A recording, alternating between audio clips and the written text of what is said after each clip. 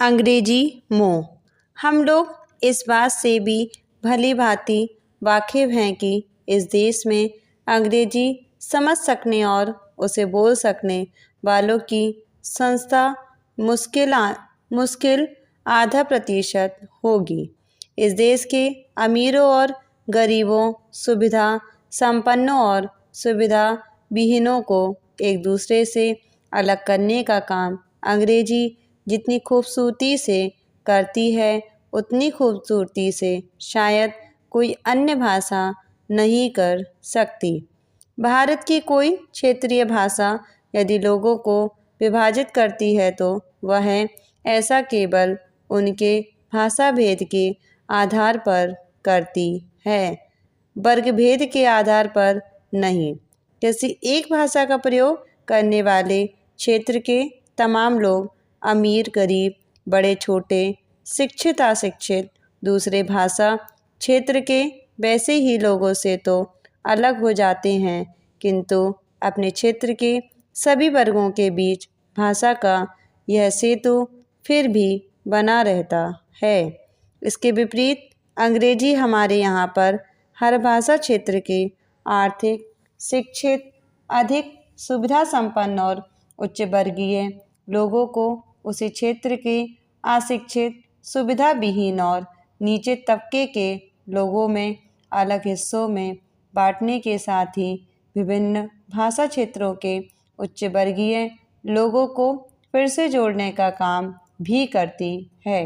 इस तरह इस समूचे देश का वह हिस्सा जो वस्तुतः उसे अधिक सुंदर बनाने और उसे ऊंचा उठा सकने की सामर्थ्य रखता है, उस वर्ग से ही दूर जा पड़ता है जिसे ऊंचे उठाने में उसकी सर्वाधिक सक्रिय भूमिका हो सकती है। यह किसी गाड़ी के इंजन को ही उस गाड़ी से अलग कर देने जैसा है। हमारे राष्ट्र के लिए अंग्रेजी की इस विशिष्ट भूमिका को भली भांति समझे बिना हम शायद कभी भी अंग्रेजी के सम्मोहन से मुक्त नहीं हो सकते। अंग्रेजी की मोहिनी भारतवासियों पर कुछ इस तरह पड़ी है कि वे उसके वास्तविक रूप को जैसे देख ही नहीं पाते।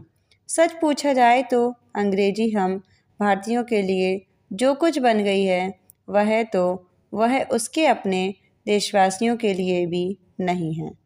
ब्रिटेन या अमेरिका में तो वह विचारों के आदान प्रदान का एक माध्यम भर है, जैसा कि सभी भाषाएं हुआ करती हैं।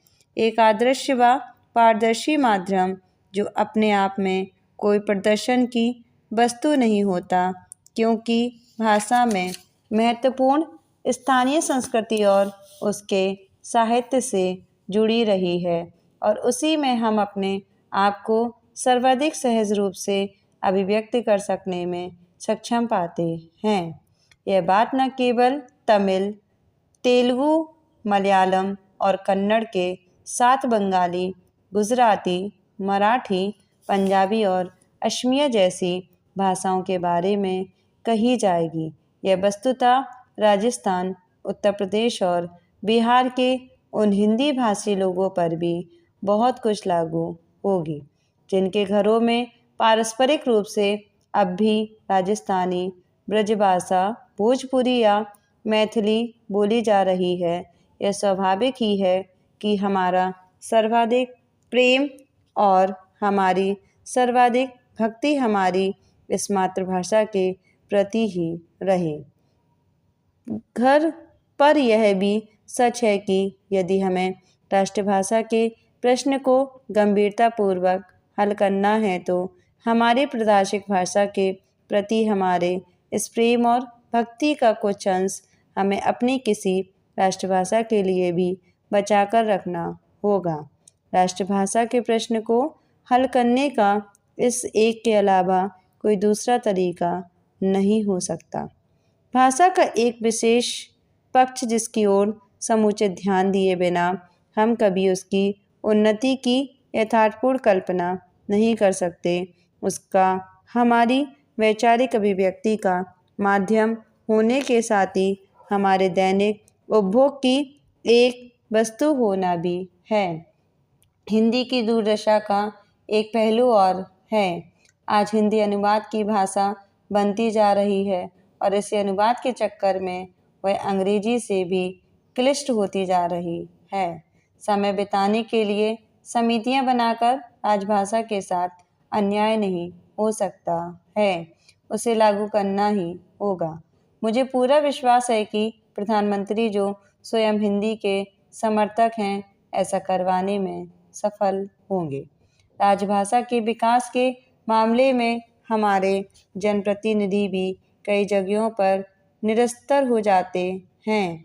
वोट मांगते समय तो वे भोजपुरी में मांगेंगे, अवधी में मांगेंगे या अन्य क्षेत्रीय भाषाओं में मांगेंगे, पर संसद में अंग्रेजी ही ज़्यादा बोलेंगे ताकि उन्हें लोग बुद्धू ना समझें। जब जनप्रतिनिधि ही अपनी भाषा बोलने में हिचकिचाएंगे तो विकास कैसा होगा। वैसे राजभाषा विभाग की स्थापना 1976 में स्वर्गीय प्रधानमंत्री इंदिरा गांधी ने की थी। उसी समय संसदीय राजभाषा समिति का भी गठन हुआ। इसमें 20 लोकसभा सदस्य तथा 10 राज्यसभा सदस्य होते हैं जो विभिन्न दलों से आते हैं।